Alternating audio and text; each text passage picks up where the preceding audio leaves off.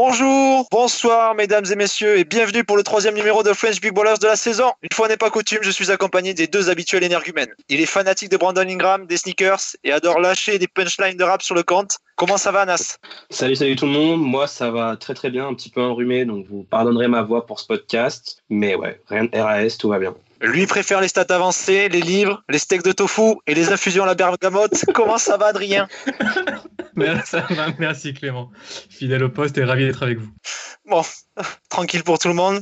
Ceux pour qui la vie n'est pas un long fleuve tranquille, ce sont les Wizards qui squattent le fond de la conférence Est, au point que tous les joueurs, y compris John Wall, Le Sang, Bradley Beal et Otto Porter soient disponibles pour des trades. Une opportunité pour Los Angeles, messieurs? Est-ce que vous voyez l'un des compères atterrir chez nous? Adri, je te laisse, vas-y démarrer. Alors, moi j'invite, juste pour faire chier quelqu'un, j'aimerais que Howard finisse chez nous. Mais, juste pour emmerder une connaissance commune que l'on a avec Clément. Mais non, pour être le plus sérieux, quand je regarde leur roster, je pense que celui qui est le plus intéressant et de loin, c'est Bradley Beal. Gros scoreur, de belles stats à 3 points, même si cette année c'est un petit peu en deçà. Il est capable de se créer son tir. Il n'est pas inintéressant à la passe. Je regardais un petit peu ses stats, ça faisait 19 à l'assist percentage contre 10 au turnover percentage, ce qui me semble assez faible comme rapport. Et toujours sur les stats, je regardais un petit peu dans le marasme qu'est ce début de saison des Wizards. C'est lui qui pose le meilleur PIPM, donc le meilleur plus-minus ajusté. Et il est aussi, et de loin, le meilleur au on-off adjusted. Mais par contre, ce qui est certain, c'est que je pense pas qu'on fera le deal. Tout d'abord parce qu'on n'a pas la contrepartie satisfaisante pour matcher les salaires, même après décembre, à partir du moment où KCP et Rondo peuvent être bougés. Je pense qu'il faudrait au moins sacrifier un joueur de type Ingram. Et en plus, il me semble aussi tout à fait certain qu'avec la classe de free agent de 2019, que le front office ne touchera pas au cap space de juillet 2019. Donc, pour toutes ces raisons-là, je ne nous vois pas faire un deal avec les Wizards. Moi je dirais exactement pareil que toi, surtout sur la partie 2019 Free Agency. Puis bon, de toute manière, j'aime beaucoup John Wall, mais faut avouer que voilà, là il régresse un petit peu. Bon, on sait aussi qu'il démarre très très mal ces saisons, un peu à l'image de sa franchise finalement. Et c'est vrai que moi des deux, voilà, c'était aussi Beal qui m'intéressait pour sa capacité, surtout au périmètre, à pouvoir mettre des tirs. Et tu l'as bien précisé, le fait qu'il soit capable de créer ses tirs, parce que ça, finalement, on n'a pas tant que ça qui sont capables de le faire. Mais ce sera aussi un nom pour moi et ce serait plutôt pas mal qu'on garde ce roster jusqu'à 2019 déjà. D'autant que pour John Wall, quand tu regardes son contrat, il est énorme, quoi, tu vois.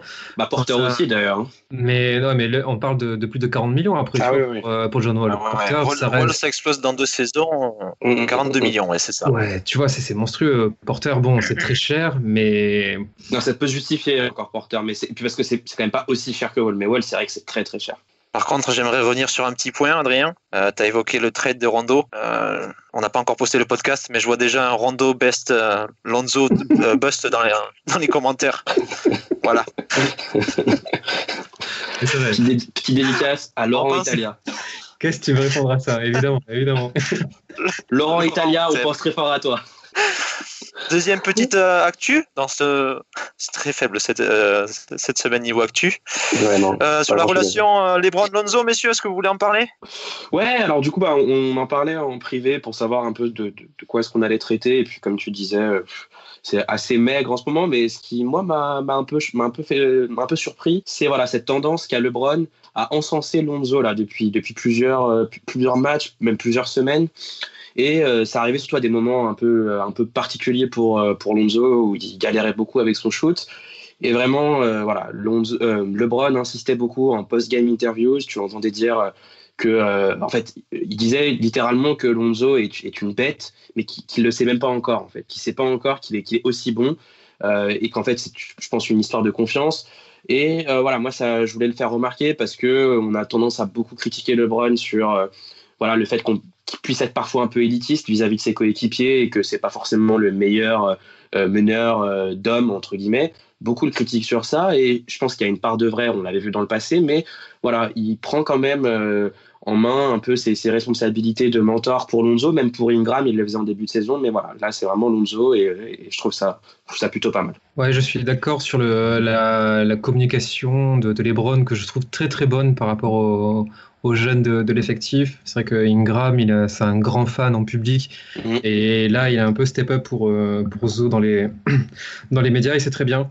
Et tu le disais aussi en privé, ce qui est aussi bien, c'est qu'on le voit sur le terrain. Sur le terrain, ouais. Absolument. Ouais. Et je me demandais sur la nouvelle relation qui naît entre Zo et LeBron, dans quelle mesure LeBron est responsable ou a mis un petit peu la pression sur le coaching staff pour qu'on dessine un petit peu des systèmes ou des combinaisons préférentielles entre les deux.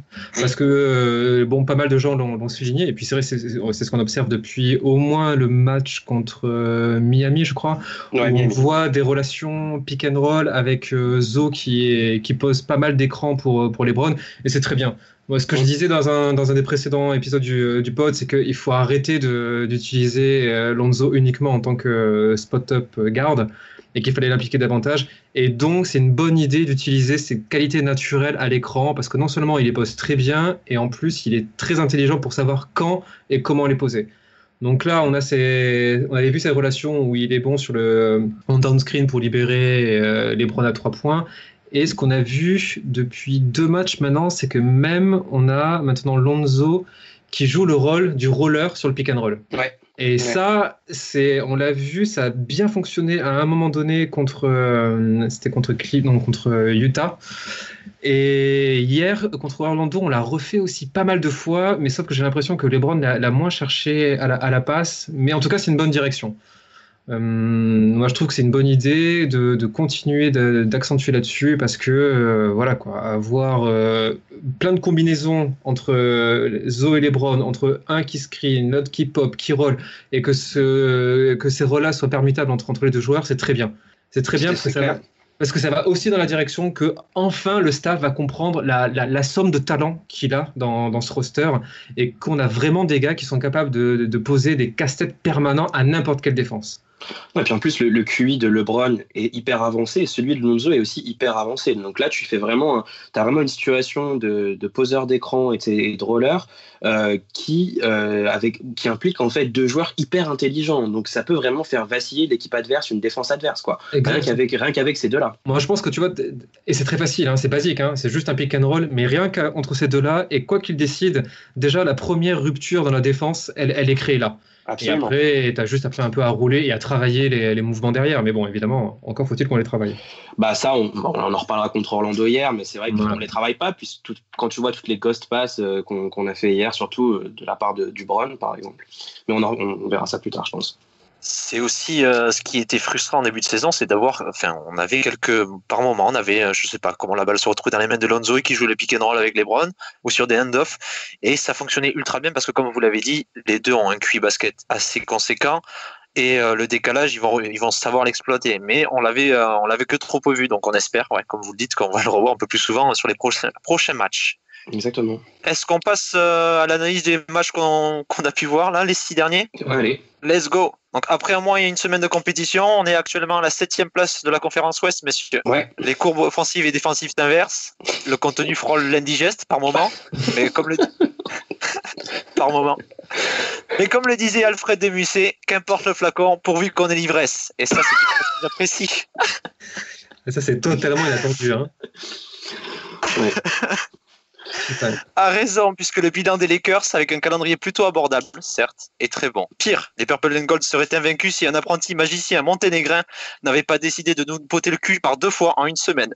Ouais. Le calendrier de décembre s'annonce plus compliqué. Les Lakers arriveront-ils à gommer leurs erreurs entrevues ? Qui veut commencer ? Adri, je te laisse la main. En fait, par rapport au bilan global, même en comptant la défaite hier contre Orlando, malgré tout, c'est quand même pas trop mal. C'est 4 victoires et 2 défaites, donc c'est quand même un bon bilan comptable. Et ça ressemble quand même beaucoup à ce qu'on disait lors du précédent pod. Donc dans les bons points, je trouve qu'on Oui, on fait respecter en quelque sorte la hiérarchie. Il y a encore pas mal de fins de match qui sont toujours très disputées. À part la première défaite contre Orlando, où là c'est le deuxième blowout de la saison, c'est encore une fin de match très disputée. Et cette fois, c'est vrai qu'on s'en sort plutôt par le talent de LeBron James. Ouais. Sans lui, je pense qu'on en laisse passer 2. Oui, on laisse passer littéralement 2. Je pense que même Miami, sans lui, on le prend pas. Mais on ne prend pas Miami sans lui, c'est sûr même. Et Cleveland, on ne le prend pas non plus sans lui. Après le reste... Ce match. Match Cleveland, match contre Miami. Miami, oui. Il est monstrueux. Oui. Quand il se réveille, il est monstrueux. Après, comme tu le disais, Clément, au niveau des courbes entre la défense et l'attaque, c'est vrai que ça stabilise. Je crois qu'on est plutôt dans la moyenne supérieure au niveau du net rating. Donc ça montre un petit peu ça, quoi. Qu'on est au-dessus du lot, mais avec pas beaucoup de marge. Et c'est vrai que c'est plutôt la défense qui explique notre bonne séquence du moment. Alors certains vont mettre en avant Chandler. C'est vrai que c'est encore quelque chose que l'on voit souvent dans les commentaires, et la bonne réputation de Tyson et son influence sur l'effectif depuis son arrivée. Et c'est vrai que quand tu regardes le on-off adjusted, il est de très très loin le meilleur de l'équipe sur le differential en défense. Mais j'émettrais quand même une autre hypothèse sur le fait qu'on se sorte bien en défense. On joue Miami qui n'a pas Dragic, on joue les Cavs et on joue le Jazz qui est vraiment sur courant alternatif en défense. Ils sont capables de faire de très très bonnes sorties comme hier face à Sacramento, mais ils sont capables de sortir des matchs immondes où ça joue pas du tout, ça se cherche en attaque, ça arrose dans tous les sens, et face à nous c'était un petit peu ce cas-là. Donc voilà. C'est sûr qu'on n'a pas eu un calendrier très compliqué là dernièrement. Franchement, c'était pas. Notamment en attaque. Tu vois, c'est pas les attaques qui te posent le plus de problèmes. Absolument. Et alors après, sur un autre point positif, je dirais, et après je te laisserai la parole, c'est que le starting line-up semble mieux s'en sortir. J'ai regardé sur les 6 derniers matchs, encore une fois, sur le net rating, ils ont plus 20. C'est énorme. Plus 20 en net rating pour nos starters, c'est très très bien. Et sachant qu'on était un petit peu en quête de certitude sur ce point-là dans le début de saison, de voir que maintenant le 5 est stable et performant, je trouve que c'est toujours ça de prix. Ouais. Moi, pour revenir rapidement sur les derniers matchs, déjà, Clément me l'a souligné, j'aimerais le redire, j'ai été très très satisfait des sorties de LeBron face à ses 2 ex-franchises. Parce qu'en plus, on sait qu'historiquement, il est pas très bon. Enfin, en tout cas, quand il était à Cleveland, il était pas très bon à Miami. Quand il jouait contre Miami, que ce soit là-bas ou même dans l'Ohio. Du coup, il sort 2 matchs titanesques, on va pas en reparler, on a vu les stats, on a vu les matchs. Mais c'est sûr que, je pense aussi d'ailleurs que le net rating des starters a pas mal bénéficié quand même des immenses matchs de LeBron là, sur cette séquence. Je sais pas ce que t'en penses, Adrien, mais je pense que ça a un peu aidé. Oui, ça va être ça, oui. Enfin, je veux dire, quand t'as un starter qui te lâche des lignes à 51, je sais pas combien, avec des magnifiques pourcentages, pas beaucoup de ballons perdus, etc., ça aide. Moi je dirais aussi que on a vu du mieux même dans nos starters. Déjà je trouve quand même que Maggie est pas du tout dégueulasse. Il se fait quand même beaucoup prendre au périmètre, mais c'est vrai que là pour le coup, hormis les matchs contre Vucevic, donc finalement les 2 défaites, il se défend pas trop mal. Bon, il a pas non plus t'as parlé de l'attaque des Jazz, il avait pas non plus beaucoup de grands à tenir sur cette séquence-là. On n'a pas encore joué les 4 matchs contre les Pelicans, par exemple. Donc là, on verra comment ça va se passer. Ouais. Oh boy, comme tu dis.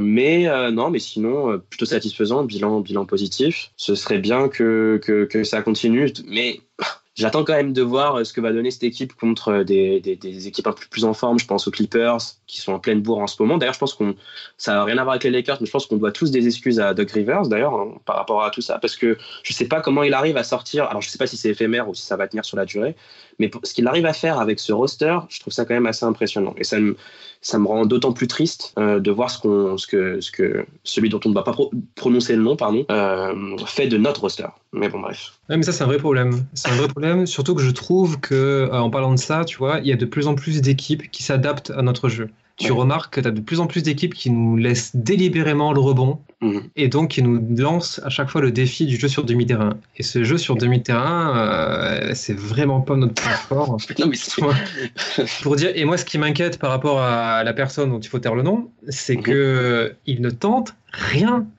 Moi, à la limite, tu vois, si tu te disais, bon, on tente quelque chose et on le rate, ok, c'est une chose, tu vois vers quoi tu veux aller, mais là, on ne tente rien. Donc, par rapport effectivement au calendrier qu'on va se taper là en décembre. Ouais, ça va. De toute façon, c'est là on va voir de quoi on est fait, hein, réellement. J'entends tactiquement, parce que on sait de quoi est capable le roster. Je veux dire, ils sont quand même allés chercher un paquet de victoires sur des matchs qui n'étaient pas les plus durs, mais qui n'étaient pas gagnés non plus. Un peu livrés, un peu beaucoup en étant livrés à eux-mêmes, si tu veux. Mais quand il va falloir step up contre des équipes un peu plus organisées, c'est là qu'on va voir comment ça va se goupiller, quoi. J'ai envie peut-être aussi de revenir un peu sur le match d'hier, et pardon Clément, si tu veux m'interrompre, tu le fais quand tu veux, par rapport à la défaite contre Orlando, parce que les gens ne croient pas que c'est une contre-performance énorme, ou que c'est une anomalie. C'est tout simplement aussi Walton, pardon j'ai dit son nom, mais se fait complètement outcoacher par Clifford, et sur 2 matchs. Tu vois, tu parles de Vucevic, qui nous fait l'amour à 2 reprises, mais c'est aussi que derrière Clifford a compris que le gros souci de notre défense, c'est qu'au périmètre, t'as aucun des pivots de métier qui peut réellement sortir. Et le mec, à chaque pick and pop, on est à la rue de chez à la rue. Donc on se fait pilonner de loin. Après, derrière, ça combine quand même pas trop mal sur les ailes, donc il se crée des bonnes situations également dans la peinture. Non, c'est pas un petit client. Quand le Magic ne déjoue pas et est concentré, ça fait quand même un adversaire assez sérieux. Et donc, il t'impose à ton propre coach, à ton propre staff, à nouveau, toi aussi, de trouver des solutions à ça et donc de lui proposer de nouveaux défis. Et hier... Hier, nous, ce qu'il a voulu proposer très clairement, c'est beaucoup de transitions, de la early offense à tout va, et un jeu très rapide, tu vois. Le problème, c'est que on l'a vu déjà physiquement, au bout d'un moment, l'équipe ne suivait plus défensivement. Ils revenaient plus défendre. Alors, certains parlent d'implication. Moi, je pense qu'il y a aussi une histoire d'énergie. Je pense qu'il y en a beaucoup qui étaient cramés très rapidement. Je sais pas si tu as vu la vitesse à laquelle s'est joué le premier carton, mais le premier carton, ça jouait trop vite, quoi. À un moment donné, il fallait quand même, tu vois, poser le jeu, se relaxer. C'était bien que Kuzma prenne feu, qui mette les tirs, qui parte en transition, etc. Mais je veux dire, à un moment donné, tu vois, tu commences à prendre un petit confort de plus 7, plus 8 points. Il fallait ralentir, tu vois, et commencer à stabiliser tout ça, à poser des écrans et puis prendre le temps. Et nous, on l'a pas fait, ça, tu vois. Nous, on l'a pas fait. On a continué d'attaquer. Pardon, dis-moi, Clément. J'allais dire que le souci, justement, avec le souci avec cette attaque-là, justement, c'est que si on ralentit, on est mort. En début de saison, on était dans je crois qu'on était 7e à l'offensive rating, notamment parce qu'on jouait énormément de transitions, on jouait sur un rythme effréné. Et c'est pas un hasard si aujourd'hui on dégringole à ce classement alors qu'on est meilleur au shoot. On a dépointé les limites au shoot à 3 points, on rentré pas un 3 points. Là, finalement, on rentre dans la moyenne. On est à 36% à 3 points. Sur catch and shoot, c'est 36,6%, donc c'est aussi la moyenne. Mais on est descendu à l'offensive rating parce que, justement, le tempo a ralenti et que sur demi-terrain, on est incapable de produire quelque chose. Exactement. Donc, c'est pour ça, le rythme effréné en premier quart-temps, c'était nécessaire pour être devant. C'est pas un hasard si on est devant parce qu'on joue très vite. Mais après, quand ça ralentit, il n'y a plus aucun mouvement et on n'a pas le coach qui met les schémas tactiques en place pour créer du décalage et des tirs simples. Le souci, Clément, attends, juste, je finis rapidement pour revenir sur ce que disait Clément. Le souci, si tu veux, c'est que hier, c'est bien qu'on joue vite et en transition. Le problème, c'est que hier, ça s'est soldé par beaucoup de ballons perdus. Tu vois, ce problème d'early offense, de transition. On en a perdu beaucoup. Combien on en a compté? 15 sur la première mi-temps. 15. Et je crois 8 ou 9 sur le premier carton. Je veux dire, mais c'est la honte, quoi. Tu peux pas. Et on a quand même eu de la chatte, beaucoup de chatte sur le premier carton, que Orlando mettait rien dedans. Franchement, on a eu beaucoup de chance. Parce que, sincèrement, on devait être derrière à la fin de ce carton. Si Orlando avait fait quelque chose de nos ballons perdus, ils étaient largement devant, normalement. Et par chance, tu vois. Et c'est à ce moment-là que Walton aurait dû se dire, putain, les gars, là, on fait n'importe quoi, mais on est devant. On va commencer à poser un peu plus le jeu, prendre plus soin du ballon, simplement, tu vois. Mais bon, ça, je pense qu'il n'est pas capable de le faire parce que lui-même n'a pas vraiment de système à proposer, si tu veux, pour avancer. Et ça, c'est ce que tu disais Clément. Mais bon, je sais pas. Ouais. Excuse-moi, Adrien. Mais le souci, c'est que moi, je me suis tapé la match. Pardon, excuse-moi. Non, vas-y. J'allais rebondir, mais sur les pertes de balles, le souci, c'est que moi, je me suis tapé la match contre le Jazz, du moins la deuxième mi-temps quand je me suis réveillé. Et on perd, je crois, sur le match, on perd 23 ballons. Ouais. Et tous les ballons, la majorité des ballons qu'on perd, c'est parce que c'est sur demi-terrain et t'as aucun mouvement. Tu fais des passes, pocket passes dégueulasses et tout. Donc, quelque part, les pertes de balles, si tu les as en transition et que tu les as sur jeu placé, t'es mal. Voilà. Ah, c'est sûr. Mais enfin, après, hier, les ballons, on les perd beaucoup en transition. Hier, il y a des outlets du démon. Hein. Ah, oui. Non, et puis pas que des outlets, hein. Tu voyais des fois LeBron qui partait en early offense pour faire un espèce de drive and kick, et tu voyais Ingram qui dézonnait parce que il voyait pas il pensait que LeBron allait attaquer le panier en fait, tout simplement, tu vois. Parce que quand tu le vois partir, tu sais pas vraiment si le mec va te la rendre ou pas. Et Ingram qui dézone, qui commence limite à se replacer en défense, et t'as LeBron qui lui sort une passe, une espèce de boulet de canon qui part dans les tribunes, tu vois. C'est quand même pas normal à un certain niveau, tu comprends. Donc on peut évidemment critiquer les joueurs, leur implication en défense, parce que contre Orlando, c'est aussi beaucoup ce qui a pêché. Mais t'as quand même à un moment donné, il faut pouvoir créer un minimum d'animation quand même, tu vois. Sinon, tu peux pas y arriver dans cette ligue, tu comprends? Ah ouais, complet. Et il y a un autre point sur lequel je veux revenir sur le match d'Orlando, c'est sur les rotations de Walton. Parce que là, ça commence à faire parler. Effectivement, les gens commencent à voir un petit peu les défauts de notre coaching staff. Ouais. Et je pense que sur le 4e quart-temps, tu vois le meilleur et le pire de Walton. Ouais. Parce qu'il fait un pari. Il fait un pari de, je dirais, c'est vraiment le pari de l'ultra small ball. Le line-up, c'est KCP, Hart, Zvi, Kuzma et Ingram. Et limite, je crois que et quand tu regardes dans le détail, c'est pas Ingram qui prend le rôle de pivot. Et donc ce line-up-là joue 4 minutes et il te poste un net rating de 93, ce qui est au-delà du divin. Et c'est eux qui font le run, pour effacer les 12 points d'écart et pour recoller à -5, il me semble. Et là, tu vois, t'as tenté un truc pour contrer, le jeu, pour les immobiliser au périmètre, et ça marche. Pourquoi ? Parce que tu as vraiment des mecs qui peuvent bien qui switchent un petit peu de manière agressive. Là, je pense à, par exemple, quand tu avais Hart et Zvi qui étaient mobilisés ensemble, ça permutait bien et tu as imposé des très mauvais tirs à l'adversaire. Et donc, tu t'en sors très bien.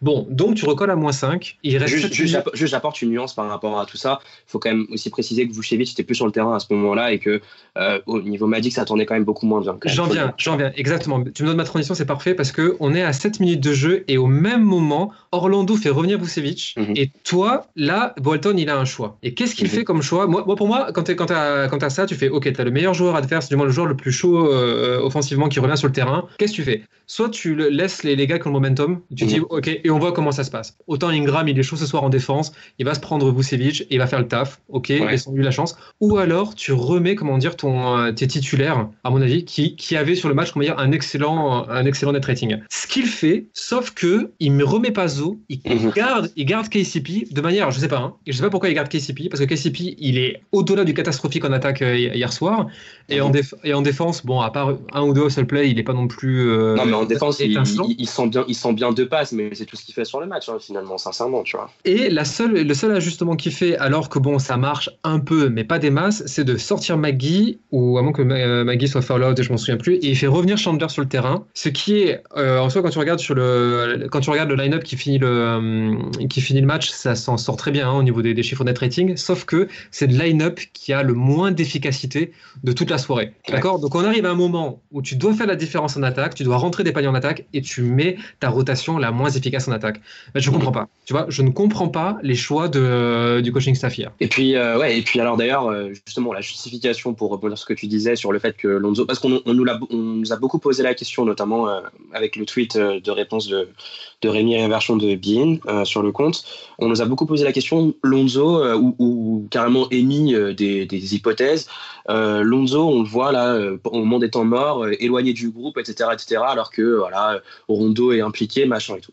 Alors en fait, officiellement, ce qui s'est passé, c'est que comme tu disais, Adri, Luc a voulu s'en tenir en fait à ceux qui ont fait le run entre guillemets de la remontée. Donc c'est ce qu'il a fait au début en ne le faisant pas rentrer au début du 4e quart-temps. Là où par contre personne ne comprend vraiment ce qui s'est passé. Pourquoi ? Qu'est-ce que fout encore KCP sur le terrain quand Alonso qui peut rentrer et apporter un plus ? Parce que tu voyais quand même que sur ce 4e quart-temps, ce qui manquait beaucoup, c'était ce que Lonzo finalement avait bien fait sur ces quelques minutes. C'est-à-dire de la transition, c'est quand même l'un des rares qui tenait plutôt bien la balle sur le match contre Orlando, de la transition, des passes, de l'énergie, et là c'est là que ça bloque et c'est là que tu te dis putain mais qu'est-ce qui s'est passé quoi. Et moi c'est vrai que je peux comprendre pour les 4 minutes du quart-temps où il tente le small ball qui a bien fonctionné contre Orlando, qui continue en fait sur cette lancée, parce que c'est normal, si tu peux pas faire sortir tous les mecs qui sont chauds pour faire rentrer Lonzo Ball, c'est pas comme ça que ça fonctionne. Mais sur la fin sincèrement j'ai pas d'excuses à lui donner et je sais pas ce qui s'est passé quoi. Est-ce qu'on en a fini pour évoquer ces 6 matchs, ou est-ce que vous avez d'autres axes des interrogations ? Ouais, si, j'ai encore un truc, mais c'est vrai que c'est un petit peu habituel, mais ce qui montre encore une fois le manque d'imagination de du staff, quoi. Donc Rondo n'est pas là, c'est pas que ça me gêne que Rondo soit pas là, mais qu'est-ce qu'il trouve à faire quand Rondo n'est pas là et tu reviens avec Point Ingram ? Putain, quoi. Ça marchait pas l'an passé, ça marche toujours pas cette année. Tu vois, comment dire, il est capable à la passe, mais il est pas hyper non plus à l'aise. Il enchaîne aussi pas mal de turnovers quand il doit assumer ça. Ah ouais, quand il a trop le ballon, il perd beaucoup la balle, c'est sûr. Ses stats, comment dire, tu vois, au tir, en sortie de pick and roll, elles sont cataclysmiques. Et quand tu le mets en pointing gram, c'est uniquement vers ce type de tir qui va se diriger. Merde, quoi. Merde. Ouais, Trouve autre chose, quoi. Essaie de l'utiliser là au moins où il semble un petit peu à l'aise cette année, c'est-à-dire en post-up, je sais pas, dans le cut, d'accord. Pousse-le encore une fois à tirer de loin, même, enfin, je sais pas, mais tente un truc différent avec lui, un truc au moins qui soit un petit peu plus efficace, s'il te plaît, Luke, s'il te plaît.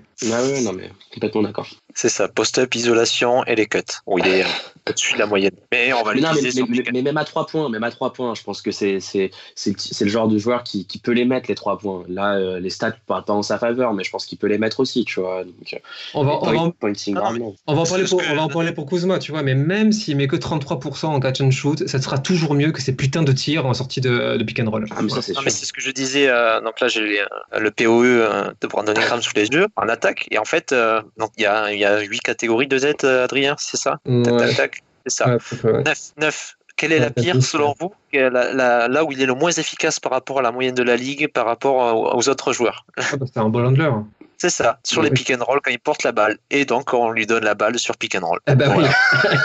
Analyse. Ouais, non mais oui. Coaching 5 étoiles.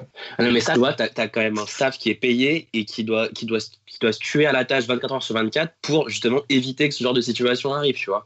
Parce que ça, c'est quand même assez triste. Je veux dire, c'est des stats qui sont pas très compliqués à trouver. C'est donné à n'importe qui d'aller vérifier ce genre de stats classiques, dont en plus on a des échantillons sur plusieurs saisons, etc. Et résultat, on se rend compte de ton constat. Là où il est, en fait, on lui fait faire ce qu'il sait le moins bien faire. Et super. C'est ça. Génial. Et tu vois, ce qui est effrayant dans cette affaire-là, c'est que comme tu le dis, il y a des gens qui sont payés dans l'entourage. Tu vois, nous, on est des misérables, hein, on est des misérables de l'analyse basketballistique. On a trois petits outils qu'on maîtrise à moitié, tu vois, et on te fait une analyse à partir de ça. Mais les mecs, ils doivent avoir une batterie d'outils hyper modernes, machin. Ça doit sortir à la seconde son efficacité ou pas, et ça communique pas, ou ça fait pas tilt à un moment donné. Non mais ouais, ou alors ils sont simplement incompétents, tu vois, c'est peut-être simplement ça, tu vois, je sais pas. Ou alors ils cèdent à des pressions du FO, enfin je sais pas, il peut y avoir mille explications, tu vois, mais en tout cas, je sais pas, il faut peut-être leur montrer les chiffres en fait, et leur dire regardez les gars. On parle de notre joueur mal utilisé du coup. Moi je croyais que t'allais dire en parlant d'incompétence. Non, on n'est quand même pas des enfoirés à ce point. Donc on avait demandé dossier Kyle Kuzma, messieurs, qui tourne cette saison à 16 points, 5 rebonds et une assist par match. Et voilà. Pour combien de ballons perdus? Je l'ai pas noté, 1,4 je crois bizarrement, je sais pas si haut que ça, ouais, mais c'est pas si... voilà, avec un gros trou au shoot à 3 points. L'année dernière où il avait excellé, mais il rentre un peu plus dans le rang. Et est-ce qu'il avait pu fournir en NCAA? Qui c'est qui veut commencer sur notre ami Kyle? Allez, moi je démarre parce que comme ça je l'accable pas trop et je te laisse justement bien l'enfoncer. Kyle Kuzma. Alors qu'est-ce qui me viendrait moi à l'esprit quand on m'évoque le prénom Kyle Kuzma? Non, ce n'est pas le bandeau qui me met depuis peu. Hashtag Headbankers, qui lui donnerait soi-disant des super pouvoirs. Bon, on l'a vu hier, ça lui a pas donné beaucoup de super pouvoirs finalement, hormis sur le premier carton. Kyle Kuzma, pour moi déjà vraiment point noir défensif. Défensif en 1 contre 1. Parce que là ça commence à vraiment craindre et en fait c'est simple, quand une équipe va sans même parler de système, tu vois, on va prendre de la hauteur sur tout ça, il suffit qu'une équipe joue soit en 5-out, soit avec un pivot placé top of the key, tu vois, voilà, en haut de la raquette. Il suffit que le meneur passe la balle à l'ailier qui est tenu par Kuzma, que ce soit un ailier avec un minimum d'agilité, de lateral quickness entre guillemets assez explosif, et qui démarre un écran, parfois même pas d'écran, et t'as déjà Kuzma qui est perdu, t'as déjà un décalage qui se crée, et t'es déjà baisé en fait, t'es déjà pratiquement baisé. Je t'interromps 2 secondes. Sur ça, tu vois, Lakers Phil Room avait montré que c'est un problème de technique. Le mec ne sait pas glisser. Oui. Tu vois, quand il se déplace latéralement, il sait que faire des petits bonds. Il sait pas glisser, tu vois. Donc, déjà, ça pose un problème. Pardon, continue. Non, mais tu fais bien de m'interrompre, au contraire, parce que c'est important de préciser ce genre de choses, parce que on est aussi là pour parler de lui, donc autant pointer ce qui va vraiment mal. Du coup, t'as un décalage qui se crée, et tu sais que derrière, t'as une équipe qui est déjà assez fébrile en matière d'aide, etc. On l'a vu tout à l'heure quand t'as reposté la dernière action du match contre Orlando, par exemple, où t'as Ingram qui vient aider qui fait plutôt semblant d'aider sur le drive de Tyros en laissant finalement son vis-à-vis ouvert et même Vucevic ouvert, tu vois. Donc bon, c'est déjà pas brillant sur le reste du terrain, mais alors quand tu as déjà Kuzma qui est vraiment un véritable handicap sur le domaine, ça pose beaucoup de soucis. Maintenant, deuxième souci, je pense que là je vais te laisser Adrien en briller dessus, c'est son énorme problème à vouloir prendre sur sa sélection de tirs, à vouloir prendre des tirs parfois un peu trop casse-cou. D'ailleurs, on lui donne le tir de l'égalisation hier, je sais pas si c'était dessiné, enfin il y avait rien qui était dessiné hier. Ball to LeBron. J'avais marqué ça sur la planchette. Mais finalement, tu vois, c'est Kuzma qui le tire. Bon, c'est un tir un peu casse-cou avec quelques secondes sur la montre. Ok, on peut pas vraiment lui en vouloir, mais bon. Globalement, nous, ce qu'on aime chez Kuzma finalement, et ça, je pense que vous allez pas me contredire, c'est sa capacité, son skill set en pénétration. Que ce soit ses moves de lay-up, d'entrée de lane, il est capable de faire du Eurostep, capable de faire du spin move, même capable de faire du hook. On l'a vu l'année dernière beaucoup, là on le voit beaucoup moins. D'ailleurs c'est assez étrange, je trouve aussi, parce que c'était un shoot qui mettait pas mal. Et là, qu'est-ce qu'on le voit faire en fait ? On le voit tenter des 3 points après prise d'appui. Enfin, c'est des trucs un peu bizarres. Et justement là, je te laisse embrayer, Adrien, si tu veux y aller. Oui. Alors, peut-être je reviens un petit peu sur mon rapport à Kuzma quand même pour que ce soit clair. Parce que j'ai vu un tweet d'abonné qui disait, et tu le dis toi aussi, on adore tous Kuzma. Alors non, moi personnellement non, je n'adore pas Kuzma. Et si je dois être totalement honnête par rapport à lui, en fait je l'aime pas. J'aime pas ce joueur. J'aime pas sa personnalité, j'aime pas son ego, j'aime pas son entourage. Là je pense à sa mère. J'aime pas pas les parents. Pas les parents. Non, mais sa mère, la communication de sa mère sur Twitter, elle est incroyable. Tu vois, en disant je pense qu'il faudrait maintenant mettre Ingram sur le banc parce que Kuzma pour qui, quoi, tu vois, reste à ta place. J'aime pas aussi particulièrement son look à la Westbrook du pauvre, tu vois. Donc bon. Tu l'aimes pas, quoi. J'ai pas les atomes crochus, mais j'aime l'idée qu'on a valorisé de très très belle manière un pick 27 à la draft. Voilà, c'est ça. Et pour moi, valoriser, c'est soit en faire un très bon joueur, soit avoir un très bel asset dans un trade. Une vitrine, une belle vitrine. Voilà. Toi, tu as pas mal appuyé sur ces difficultés en défense, et moi, je trouve très très frustrant cette année en attaque. Parce que moi, si tu veux, j'ai aucune attente sur la défense, hein, même s'il a juré la retravailler pendant tout l'été. C'est des belles histoires. Ça se voit. Ça se voit qu'il a bossé. J'ai les chiffres sous les yeux. Donc en défense, quand il est sur le parquet, on est à 108,7 points encaissés pour 100 possessions. Et quand il est en dehors, on est à 100 points. Donc en gros, on ramasse 8 points de plus quand il est sur le parquet. Ouais. Sur le défensif, Real Plus Minus d'ESPN, du coup, sur 91 joueurs qui sont classés comme ailier fort, il est 90e. Il n'y a que Marvin Bagley qui fait pire. Big up à nos fans des Kings. Il arrive à être derrière, juste devant Kuzma, il y a Jabari Parker quand même. Putain, voilà. Et donc sur le defensive PIPM que tu as évoqué tout à l'heure, Adrien, qui s'inspire du Real Plus Minus, mais là aussi c'est moins 1,1. Voilà. C'est-à-dire. Mais tu vois, c'est à la limite, tu le vois pas. Tu vois, c'est pas ce que tu vois quand tu regardes un match. Oui, parce qu'on était déjà habitué. On était déjà habitué à Kuzma incapable de faire quelque chose en défense. Voilà. Et puis même, tu vois, c'est plus compliqué de voir quand un mec souffre beaucoup en défense ou tandis que là, par contre, vraiment, son début de saison, les gens commencent aussi à voir que en attaque, ça va pas.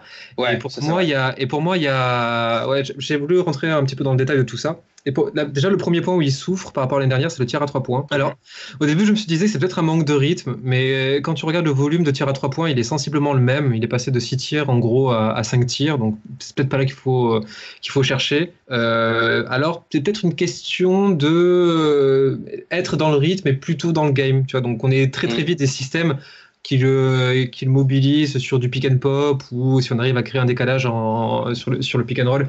À voir avec ça, si on peut le trouver là-dessus. Et quand tu regardes, c'est que même s'il est en perdition sur les pourcentages à 3 points, son true shooting percentage, donc qui intègre dans le calcul de l'efficacité le tir à 3 points, il est sensiblement le même. Tu vois, c'est à peu près 54%, il me semble. Donc ça veut dire que ça va beaucoup mieux pour lui à 2 points. Et même là, tu dois rentrer dans le détail parce que tu vois bien dans le match que ce soit en ISO, okay, c'est bon, que ce soit en ISO, que ce soit lui aussi quand il joue le pick and roll, que ce soit en post-up, il fait n'importe quoi. Enfin, du moins, il fait n'importe quoi. Ce qui rentrait l'an passé ne rentre plus du tout maintenant. Ouais. Et donc, c'est ça. Tu as un joueur aujourd'hui qui, balle en main, est en très grande souffrance sur l'efficacité. Ouais, ni plus ni moins. J'avais relevé une autre stat là-dessus, c'est que non seulement en plus il est en souffrance pour son propre tir, mais en plus c'est le seul joueur de notre équipe qui, quand il drive, fait plus de turnover que de passes. Tu vois? Donc non seulement c'est une double pénalité. Il se pénalise lui, puis après il pénalise les autres parce qu'il crée rien ou il perd la balle. Donc, comment tu expliques comment on peut expliquer le fait qu'il maintient malgré tout un true shooting percentage relativement décent? C'est que on a doublé ses paniers faciles au cercle. Et donc, que ce soit sur le cut ou que ce soit en transition, il a beaucoup de dunks ou de lay-up faciles, et c'est comme ça qu'il maintient son... Qui gonfle un peu ses stats. Voilà, qui font un peu genre, ok, non, ça va. Mais non, dans le détail, pour moi, ça va pas du tout.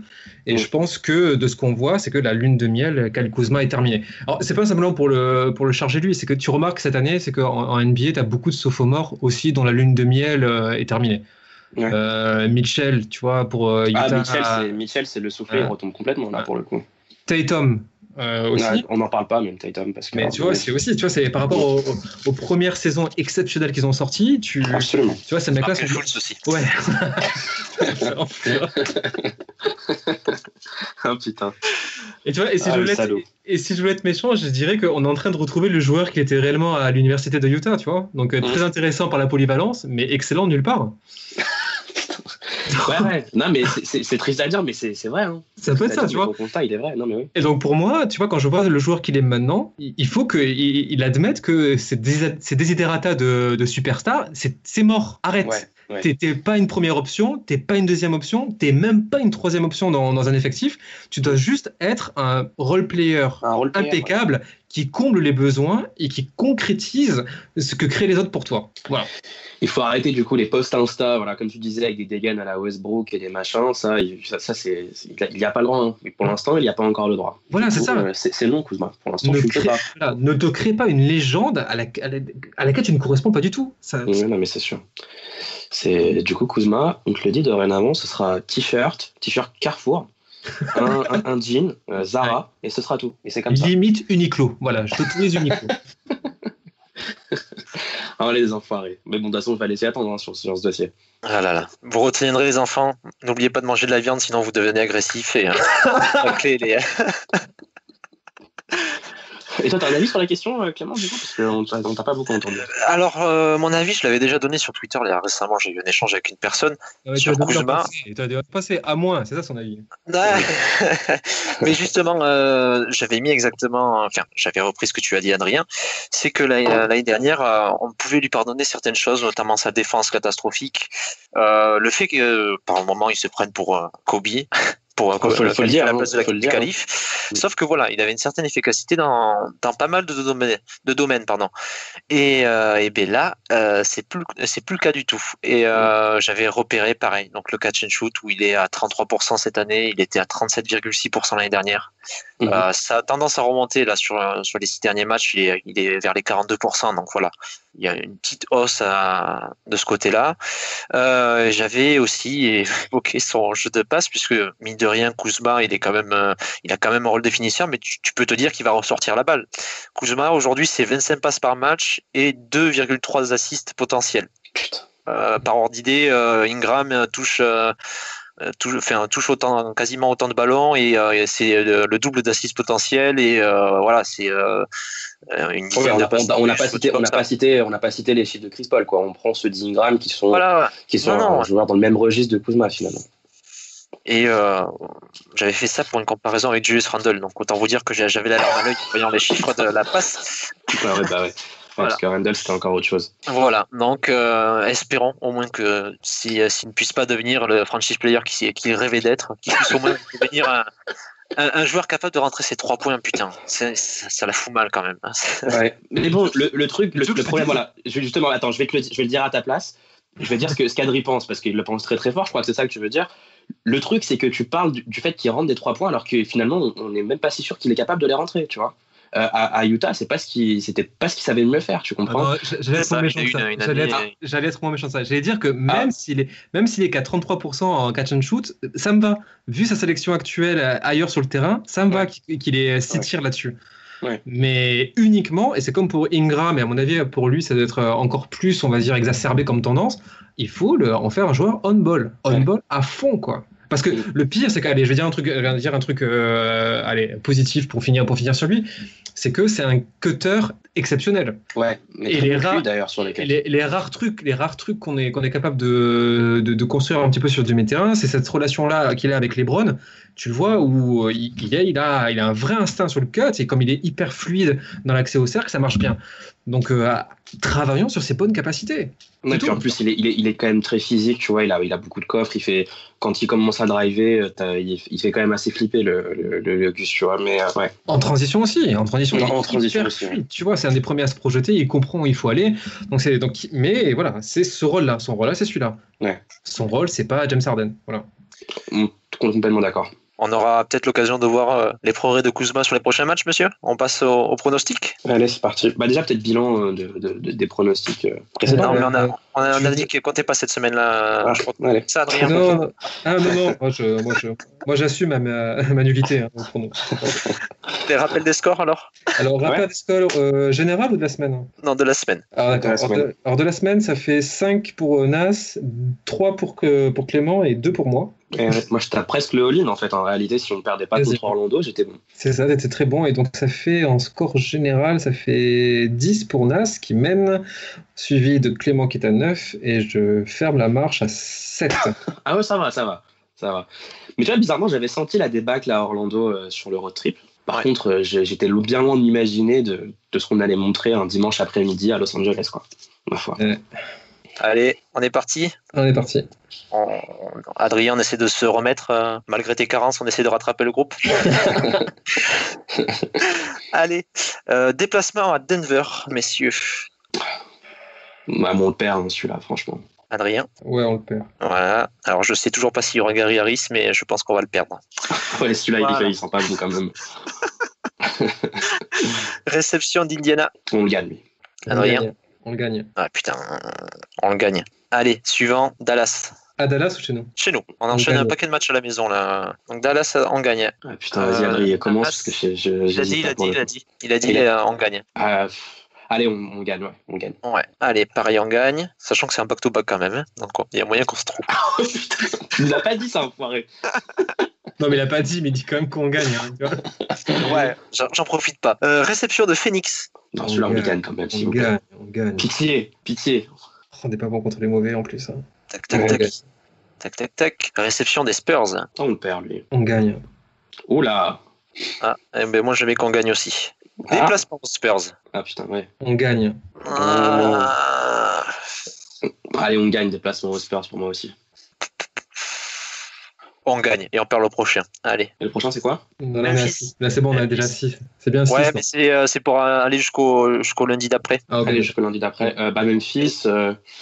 C'est à Memphis? À Memphis. On perd. On perd, ouais. Oh ouais. Putain, on se départage pas. Il n'y a que Nas qui diffère sur un match la réception des Spurs. Voilà. Ouais. Sinon, c'est pareil. Ok. Bon, ben on fera le compte au moment venu. 2 semaines. Achète-toi une personnalité de pronostiqueur, hein, Clément. Mais moi, j'ai pas de soucis. Hein. Moi, je suis devant. Je crois qu'on peut derrière Adrien qui traîne la patte. C'est vrai que celui qui a le plus à perdre, là, c'est pas Clément pour le coup. Voilà. Moi, je suis dans le ventre mou. Je suis dans le ventre mou. Les top flop. Petit big up pour des supporters du Jazz. Top flop. Top flop. Un top, messieurs. Putain. Tu sais que c'était dur cette semaine. Hein. C'était dur parce que, honnêtement, alors je vais te dire, mon top, ça sera pas un top, ça sera juste un encouragement. Tu vois, juste ça. Et c'est dommage qu'il y ait eu ce match d'hier parce que sinon, j'aurais voulu encourager KCP, qui, avant le match contre Orlando, a montré qu'il était sur la pente ascendante en attaque, hein, je précise. Tu l'avais mis top au dernier podcast, en plus, si je me souviens bien. Non, j'avais dit limite top. Il était limite top sur les. Et là, je trouve qu'il a fait des sorties qui étaient très intéressantes, où il reprenait confiance sur son tir et que ça nous faisait quand même beaucoup de bien qu'on ait cette arme-là en sortie de banc. Donc voilà, encouragement, mais encore à prouver avant de devenir un véritable top. Nas. Top. Pas facile d'en dégager, mais le King, du coup. Je pense que c'était celui que t'allais mettre, Clément, du coup, non? Ouais, mais bon, vu que tu le prends, le King pour pas sur toute la ligne, mais moi, tu vois, je vais aller un peu contre l'avis que je lis un peu sur d'autres comptes Twitter dont on ne citera pas les noms pour le coup, 3 petits points, qui pense que selon eux, ce qui fonctionne mal aux Lakers pour l'instant, c'est LeBron. Et moi, j'ai envie de vous dire que non. Je pense que sans rentrer trop dans les détails, on a dit tout à l'heure qu'on laissait les 2 matchs, je pense à Miami et à Cleveland s'il n'était pas là. Et rien que pour ça, il mérite le top. Et bien moi je vais partir sur Brandon Ingram, qui sur les 6 derniers matchs, il tourne à 17 points, 48%, dont 33% à 3 points. Bon, on le voit un peu plus. Et c'est surtout que c'est l'un des rares joueurs de l'effectif qui, quand il est sur le terrain, en fait l'équipe a des meilleures stats en attaque et en défense que quand il est sur le banc. Voilà, donc on part sur un petit Brandon Ingram. Oui, d'ailleurs, Ingram qui est quand même très aussi décrié pour des raisons que je trouve obscures, tu vois. Il est toujours décrié. L'année dernière, je crois qu'il rate son premier match, ça demandait déjà le trade. C'est vrai. C'est vrai qu'il en prend quand même plein la gueule, Ingram, alors que c'est pas le dernier des connards, quoi. Mais bon, bref. Les flops, messieurs. Alors moi, sans surprise, j'ai désigné le Napoléon des sidelines pour l'ensemble de sa non-œuvre sur les 6 derniers matchs. Pas de système, rotation douteuse, talent livré à lui-même, aucune remise en question ou signe d'amélioration. Voilà, carton rouge. Ouais, ça c'est fait. Walton et Jesse Mermus, du coup, j'imagine le cordeau offensif. Je les mets tous. Hein. Non, mais même le mec, voilà, même le coordinateur défensif, hein, parce que pour avoir la brillante idée de garder KCP hier dans le crunch time, ça c'est. Non, c'est clair.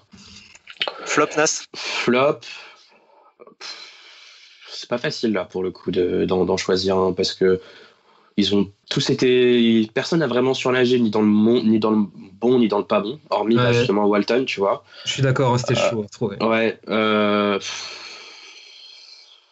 sais pas, franchement. Je dirais Kuzma. Allez, Kuzma.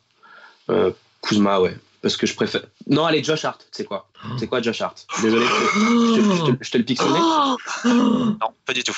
Ouais, allez, moi Josh Hart, mais c'est vraiment pour en trouver un, parce que je crois qu'il est quand même un peu moins dedans au niveau de ses shoots. On a connu mieux, on en a connu un qui était très clean aussi, mais voilà, s'il pouvait commencer à remettre les tirs, ce serait bien. Ok, et bien moi je vais partir sur Orlando. Orlando qui nous gagne 2 fois. Attendez, mais Orlando qui nous gagne 2 fois. Et qui arrive quand même à avoir. Déjà, ils ont une mascotte qui a été créée sous LSD, c'est pas possible. À l'Amway Arena, donc la salle d'Orlando, il passe encore Darude Sandstorm pendant les animations de mi-temps et de temps mort. Voilà, c'est mon flop du moment. J'ai du mal à me remettre sur le coup. Voilà. Et puis, comme je l'ai dit hier sur le compte, Vucevic est aussi une égérie de la marque de Booba, et ça mérite quand même bien son flop. Voilà. Et c'est pas barré, Booba, d'Uncut? Si, c'est barré, mais c'est très récent. Tandis que à l'époque où Vucevic faisait de la lèche au Hauts-de-Seine, c'était plus vieux quand même.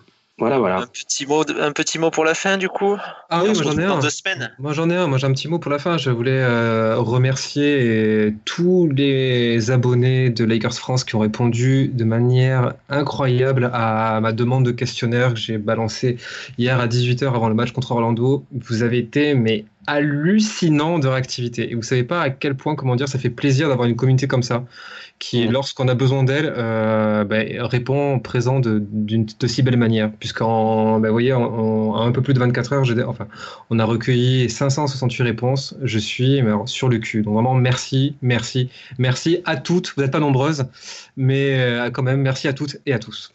Moi, en ce qui me concerne, merci d'avoir été là pour le live tweet d'hier et aussi pour celui que j'avais fini en fin de soirée, je sais plus quand. Merci à tous comme toujours, voilà, de nous répondre. Je vois que vous aimez toujours la série Mamba Mondays, donc de toute façon elle ne va pas s'arrêter. Je vais continuer de déterrer des petits moments Nutella un peu comme cela. Et puis voilà, merci à tous de votre fidélité. Et à bientôt pour de nouvelles punchline rap aussi, comme disait Clément au début en intro de ce podcast. Puis comme toujours, hein, allez les Lakers. Très bien. Et moi, je finirai par vous rappeler qu'il vaut mieux il vaut mieux quand tu as un coordinateur offensif. Laisser un shoot à 3 points pour André Drummond plutôt qu'un système en sortie de. Plutôt que de perdre un ballon, remise en touche. Putain, quand j'ai vu ça, c'était affolant. Putain, 0,52 points par possession. Mais le match d'hier nous a pas fait mentir en plus sur le sujet, parce que finalement, hormis le vieil ISO dégueulasse de Stephenson qui passe, on ne sait pas comment à mi-distance, on les a toutes ratées sur le match d'hier. Oh là là, terrible. Bon, voilà, on se retrouve dans 2 semaines, messieurs. Yes, à bientôt. Allez, bonne soirée. Bonne soirée, ciao. Ciao.